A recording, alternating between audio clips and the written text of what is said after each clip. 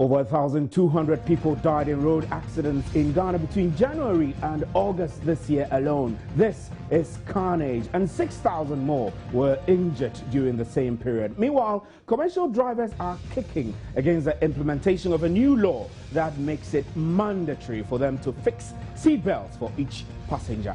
Why have our roads turned into death traps? Could these 1,200 lives have been saved? Who should be taking the blame? And this is today's big story. With me, Stephen Anti.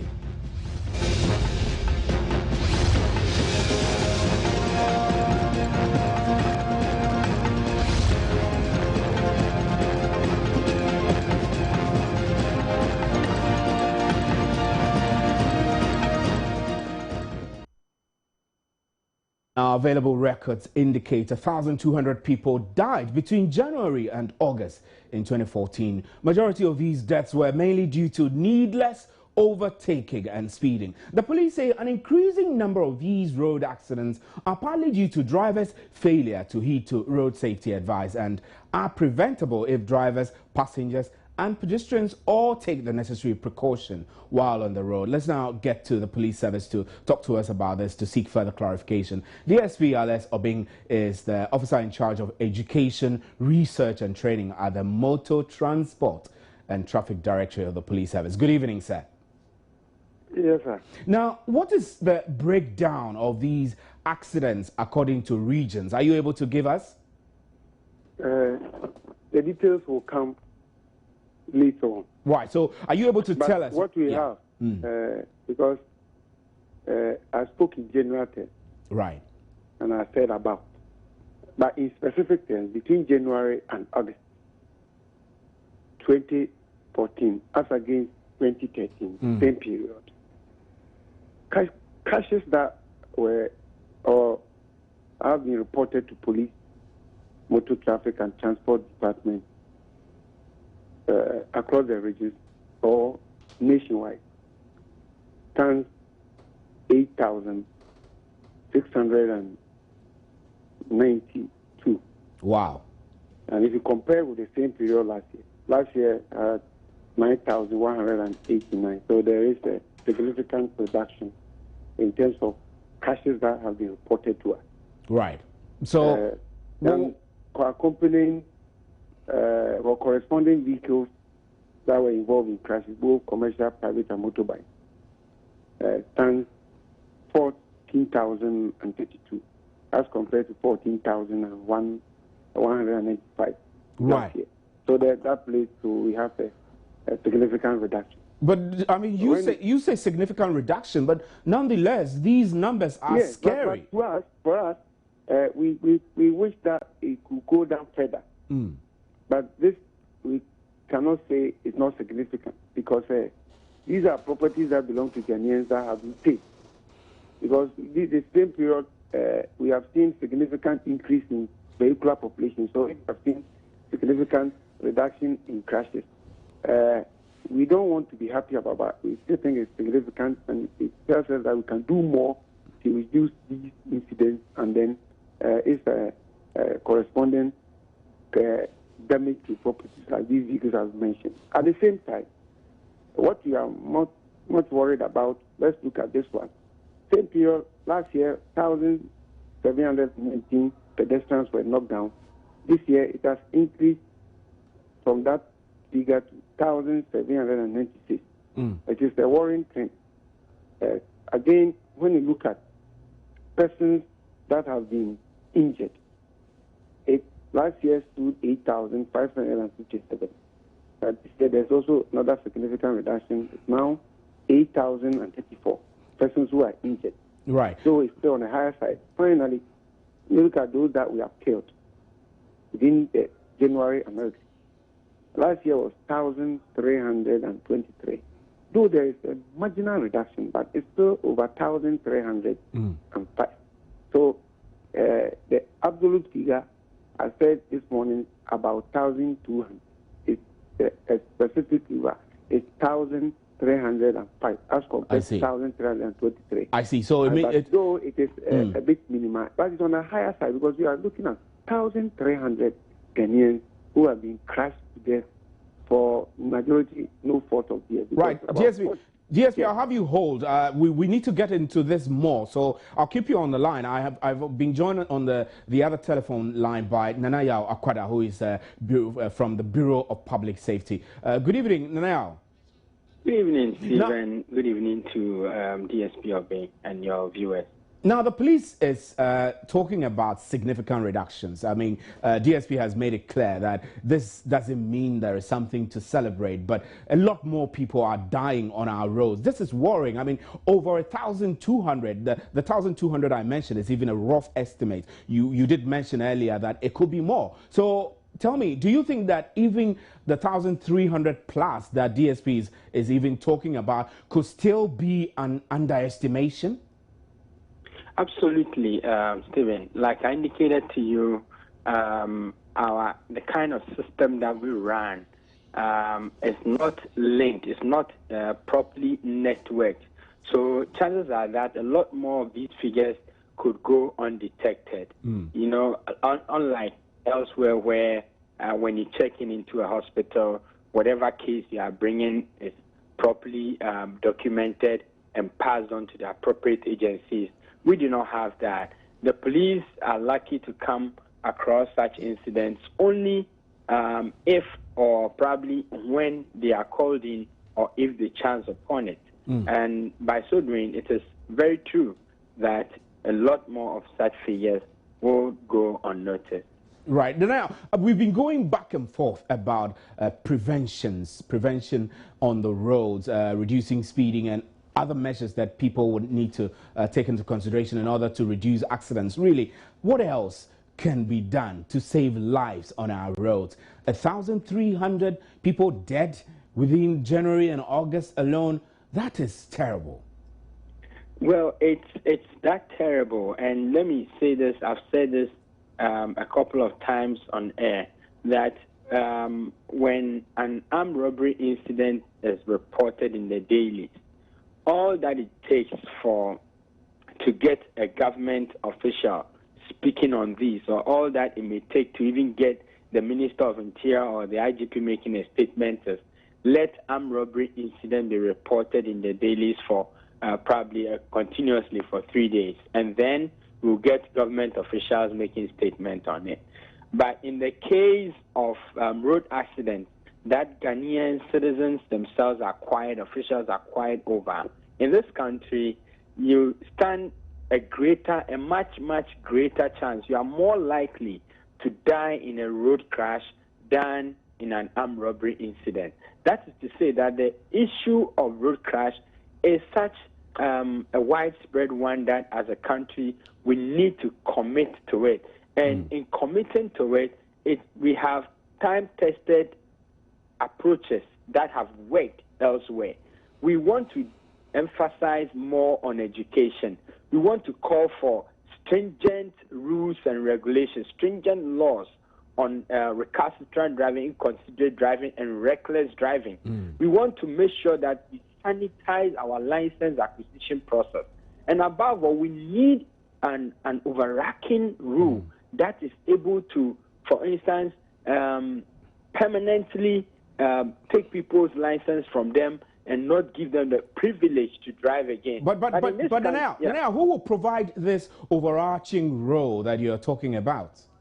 Well, it comes to the citizenry who will then put pressure on government to do something about it. Look, as we sit here on the N1 highway, how many people have not died on the N1 highway?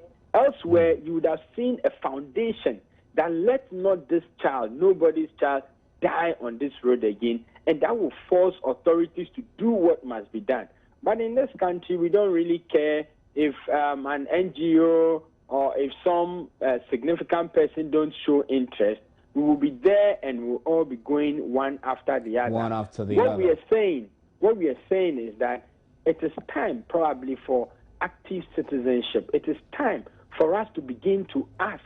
I was here 2 years ago when a foreign journalist at a Meet the Press series with the president of the land.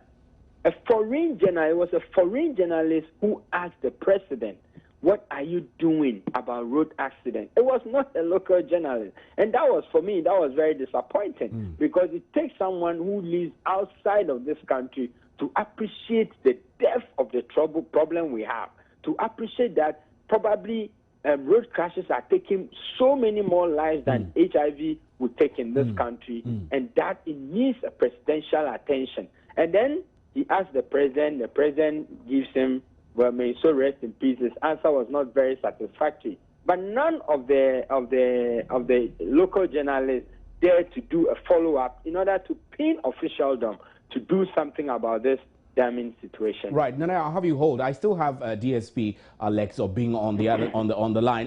DSP, do you have any quick reaction to what Nanaya has said? Then we'll continue. I'm not adding to it. I'm happy that the youth is taking up this responsibility to spend a national and regional interest in road safety matters, consistent with the Decade of Action for Road Safety, as proclaimed by UN in 2010. So, for me, it is good. What is important and significant about this provisional police service crash statistics nationwide is that it's only, like he said, cases that are reported to us. But we know that this forms the basis until such time that Ministry of Science and Environment agency called BRI will take up this statistics and then add it up with the those that are at the hospital, and then finally we produce a nationwide comprehensive data. Right. So that is it on that. So this is the basis, and we need it as a basis over for us to take urgent decision, because this has happened. Even this last month one we have the provisional one. At least these were cases that were reported to us. There are even ones that may not even go to hospital. DSP, let me quickly switch and talk about prevention. I mean, Nanaya has raised key issues about arresting this situation. There are laws. I mean, the law which makes it mandatory for commercial drivers to provide seatbelts, for example, in their cars, started implementation a day or two ago. Beyond these laws and beyond the preparedness of the police to take action, are you working at all to make sure that people stick by the rules and stick by the regulations to prevent these needless accidents? In preventing these risks on our road, it is a bit holistic and not look at only one institution. So you don't think that the police should take? You don't think police should take sole responsibility? Other institutions should. You know, apart from the reactive enforcement, which is for me will only add about 20% to the whole thing. And we are looking at other areas like we're talking about. What about the responsibilities of the vehicle owners and manufacturers to ensure that standards in the country are met, so that, for instance, seatbelt regime in terms of retrofitting are done. This will not be done by police, but it will be done by the manufacturer or the dealer or the vehicle owner who buying it before DVLA also assign number plates. Again, we are dealing with maintenance of vehicles. Responsibilities are assigned in the road law. When it comes from the road, I think it's our mandate and we cannot run away, but to ensure that detecting crimes that pertains to non-road-ready vehicles, drivers who are incompetent and unskilled and therefore are not licensed and are supposed to be detected and removed from our road. And the fact that we are supposed to ensure that vehicles that are being used on the road are road-ready. And then they are being used properly, so that when, if you all say that speeding accounts for over 60% of all crashes that occur, we identify black spots are turned into our duty points, and we show our presence not only with empty hands. Right, DSP, I'm afraid we need to explore this a little more by talking to the other agencies involved. Now, I will put you on hold briefly. I'll call you back and for you to wrap. I'm going to get onto the other telephone. I know, Nana Akwada, you are still there, but I'm trying to raise the GPRTU Greater Accra Regional Chairman back onto the telephone so that we can talk about the commercial drivers saying that they will resist the implementation of the new legislative instrument that is meant to make it compulsory for them to put seatbelts in their cars. So now, if you're there, I'm sure you have been following that discussion. That commercial drivers are saying that they will resist any attempt to implement the law, the new law which is in force, which will make it compulsory for them to provide seatbelts in their cars. What do you make of this in the first place? Commercial drivers say we don't want to obey the law. Is that correct? Should they have the free will to say that? Well, first of all, I want to believe that this is not coming from their leadership, and that probably a few disgruntled drivers are coming on air to speak like this, because time and again we have indicated that safety on our roads is something that should be of greater concern to everybody, and for any a commercial driving body to come out to say that they will resist such a measure, I think that we should make this public for citizens or the commuting public to be wary of such bodies, because one, we live in a country where in a year we have in excess of 2,000 plus lives just getting lost on our roads, getting perishing on our roads, and research has shown that the use of single seat belts, that alone can reduce these statistics by over 50%. Why would any group of persons in their right frame upstairs will want to say that they will resist such a measure? We, as the Bureau of Public Safety, think that this measure is long overdue. As far back as 1984, in America, they started introducing stringent laws, primary and secondary laws about wearing a seatbelt. Fast forward to 2014, and we have people living in this country driving machines on our road and saying that they will resist the seatbelt. I think that the wearing of seatbelt, I think that the police must deal with every group of persons who will show up in this manner while they continue with their education. It is very important that the two move hand in hand, as you so you will not get people copying wrongly. When I see that my partner has been dealt with for flouting the law, I will sit up. And I think that, like DSP or being said, approaching this particular issue is not a single institution's job. We need the courts to also sit up. We sat in a court a couple of months ago.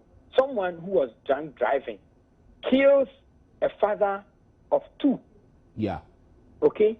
And he's given, I think, 12 months or so, or in default, he's given to pay a little over 1,000 Ghana, or in default, go to jail for 2 years. For 2 years. And I said, my God, you should withdraw this man's license permanently. Take him off the road. Now, I'll have you quickly hold. I've been joined on the other telephone by Robert Saba, Greater Accra Regional Chairman of GPRT. I don't want to lose him, so please be patient and be on the line for us. So, Robert, we're grateful that you could join us. The police say a majority of the blame should go to drivers, and commercial drivers are particularly very reckless. I mean, this is my own observation, though, on the roads. And if your members say they would resist the implementation of the new seatbelt law, what exactly do they mean?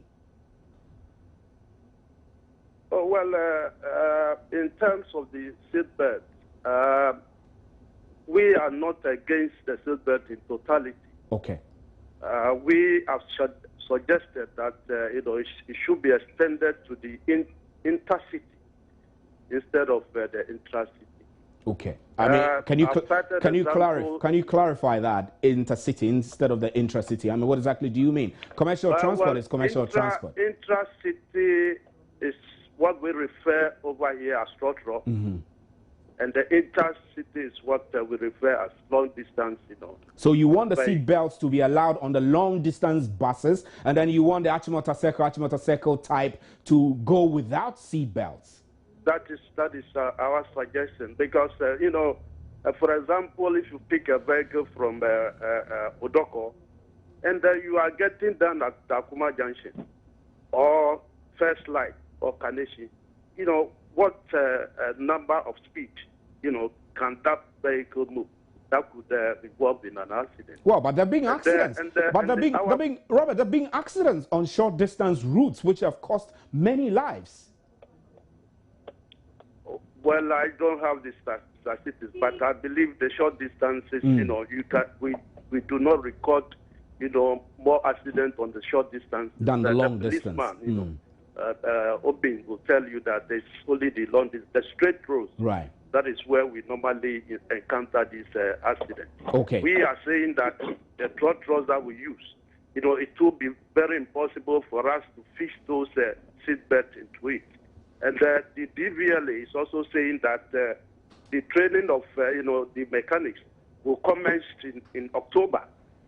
Meanwhile, they've started, implementing this law in October before they will train those people. And the seatbelt, the first batch of seatbelt will arrive in the country in December. Why are they, implementing this law when the seatbelts are not available? Right. So have you been in discussion with the relevant authorities about these points? Because we get the impression that commercial drivers are just simply outright against these seatbelts. Are you in talk with the authorities? Well, we wrote to the DVLA, about a month or so ago. But as I speak with you now, they've not even acknowledged the letter that we sent to them, which is most unfortunate. Okay, Robert, I'll still have you hold briefly, and Nana Akoda, if you're there, I'll quickly come to you with this issue. I mean, here you heard Robert saying that they're not exactly against the seat belts in general, but they feel that the seat belts are more useful on long distance intercity travels, intercity commercial buses than the intra-city trotters which go across Circle and Achimota routes, short routes. What's your reaction to that? I mean, short routes don't need seat belts, long routes need seat belts? Well, I think respectfully, the gentleman on the other side from GPRT has lost out probably on the physics behind, or the science and the reason, the physics, the science and the reason behind wearing of seatbelt. And if education goes down very well, that argument they will probably review it. What we must understand is that at any point in time when you are driving a car, the car is in motion, and when it collides, when it comes into collision with something, that car's the body within the car is still at the speed of the car at the time that it collided. So if you are not in a seatbelt, you will be ejected from your seat. And this has nothing to do with highway driving and intracity driving. Absolutely nothing. If a car is driving, I was reversing the other day, and there was a passenger by my side. My car bumped into a block. The person's head hit the doorpost, and that was it. The whole day she was down with a headache. I wasn't speeding, so it doesn't matter.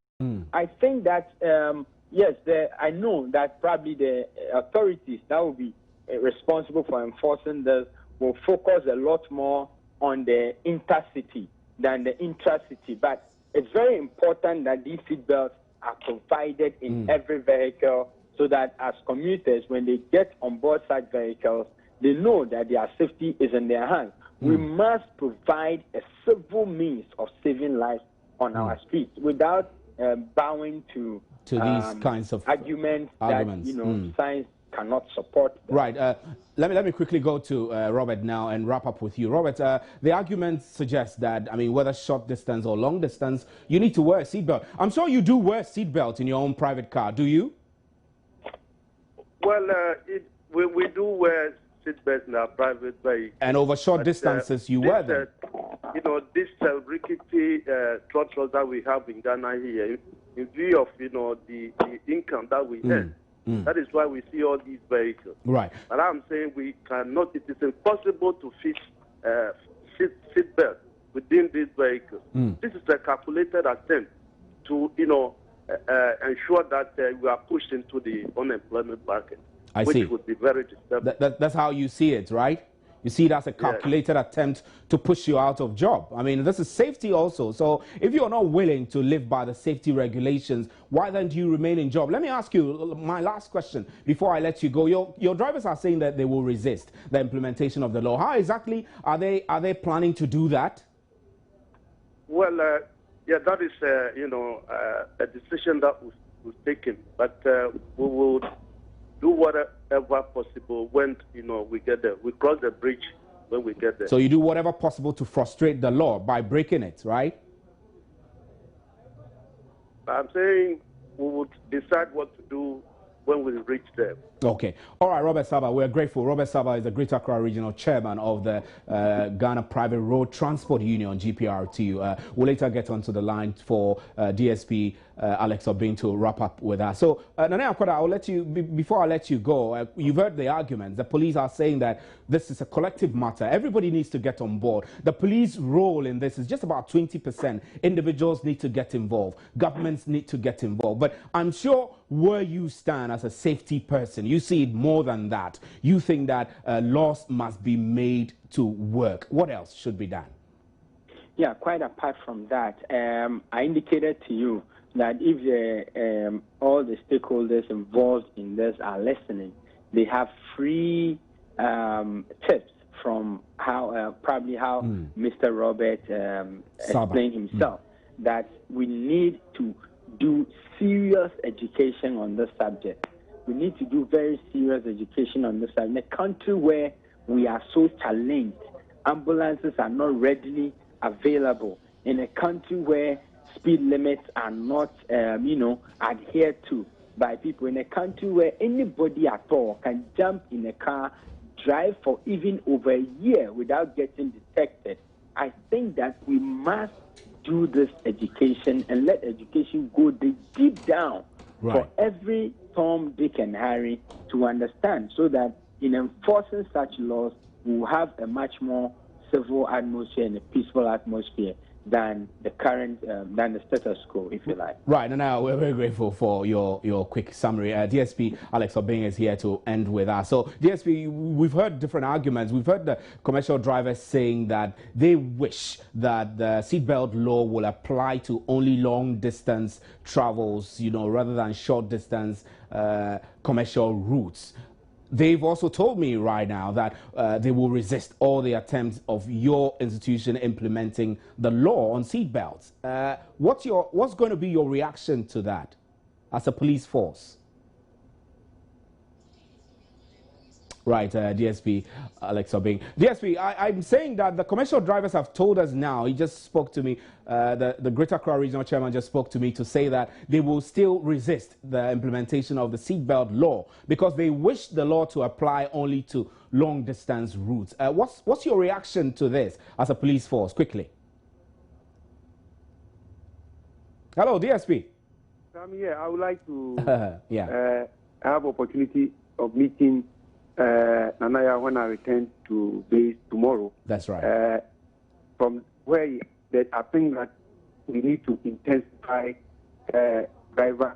continuous driver education. And I will appeal to all corporate fleet owners to be interested in the welfare of drivers by giving them consistent driver training. Again, all transport operators should make it a responsibility and be the executive to ensure that DSP, what I want to arrive at is that the education bit, we've talked about it, but what I need you to tell us is that the drivers are saying that they will resist the implementation of the seatbelt law. What I'm appealing to them that the continuous education should be there. Because if they had been very particular about driver education, wouldn't have even made this issue of Regulation 120 Sub-Regulation 4 that Parliament gave all of us 2 years after the enactment of Airline 2180 of 2012. We wouldn't have missed it. And then this is very important. Again, I want to appeal that they should hold the fire. What is coming is the best for us. And I know I've done, please let me last break.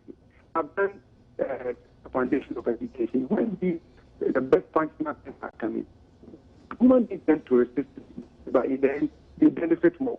So I will appeal to them that it is giving a human peace, and in the end, it is part of the constitutional standards of all vehicles. Right. And it will be difficult for a section of Kenyans to resist, because we are not only looking at commercial vehicles, all vehicles.